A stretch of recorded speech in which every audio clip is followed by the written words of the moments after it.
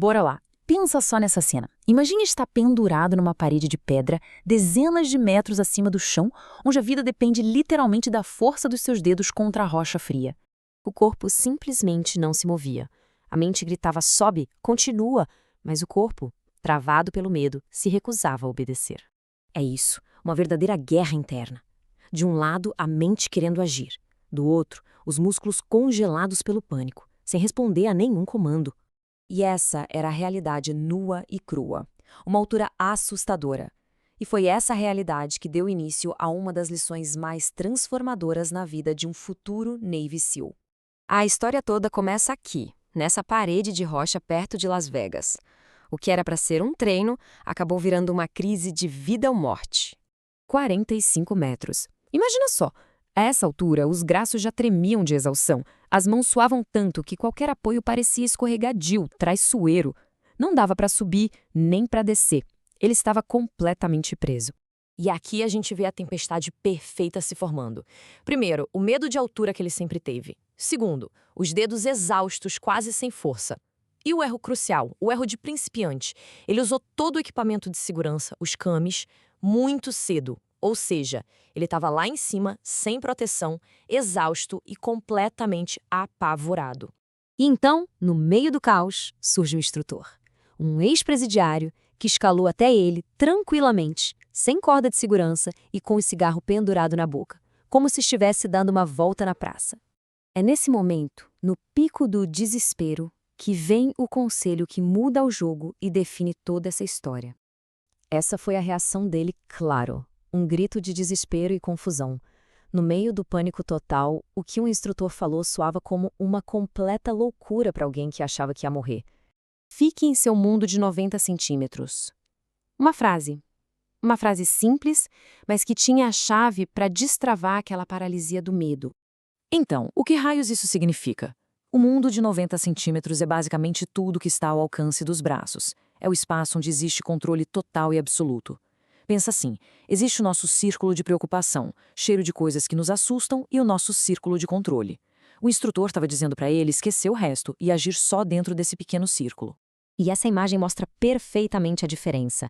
O instrutor foi direto. Você está olhando para Las Vegas, vai fazer uma aposta? Está olhando para o seu parceiro lá embaixo, ele não pode te ajudar.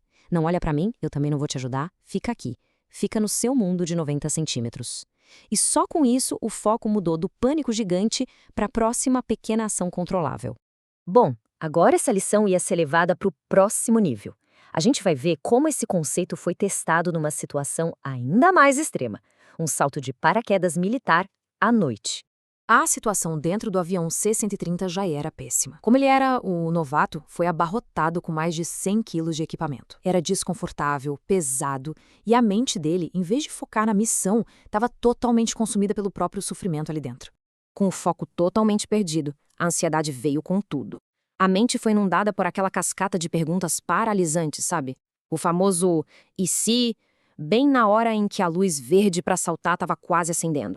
E o resultado de não estar focado, o corpo dele ficou rígido na hora de saltar. A consequência foi imediata e catastrófica.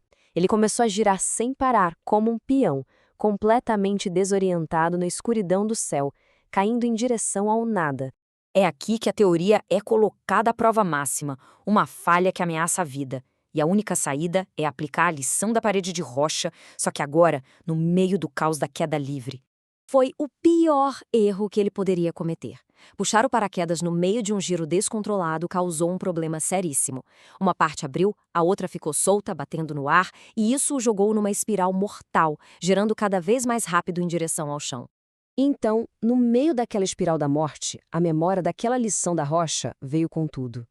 Ele se deu conta. Se preocupar com o erro que cometeu ou com o que os outros iam pensar não ia salvar a vida dele.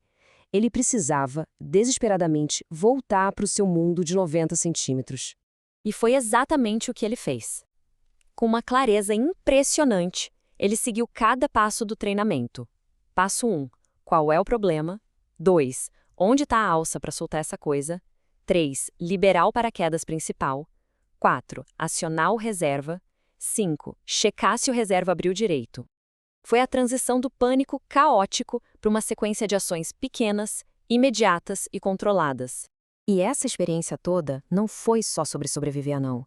Foi sobre mudar fundamentalmente a relação que ele tinha com o medo. Olha que interessante. O ponto principal é que o medo nunca some, mas dá para gerenciar. E como? Focando obsessivamente naquilo que se pode controlar. Ele passou a se voluntariar para todos os saltos, não para acabar com o medo, mas para dominar o processo. Virou um mestre em ajustar cada fivela, cada alça do equipamento. E ensaiava cada missão na cabeça de novo, até dominar cada pequena variável dentro do seu mundo de 90 centímetros. E a grande lição é essa. A transformação de alguém que era paralisado pelo medo para alguém que consegue performar sob a pressão mais extrema não veio porque o medo foi embora. Veio do domínio do foco. Ele aprendeu a controlar o equipamento, os ensaios e, mais importante, a própria mente. Isso tudo deixa a gente com uma pergunta, para refletir. Diante dos nossos próprios desafios, pode ser uma apresentação de trabalho ou uma conversa difícil, onde é que a gente pode aplicar esse foco? Qual é a próxima pequena ação que pode transformar o pânico em progresso? Onde está o nosso próximo apoio para a mão?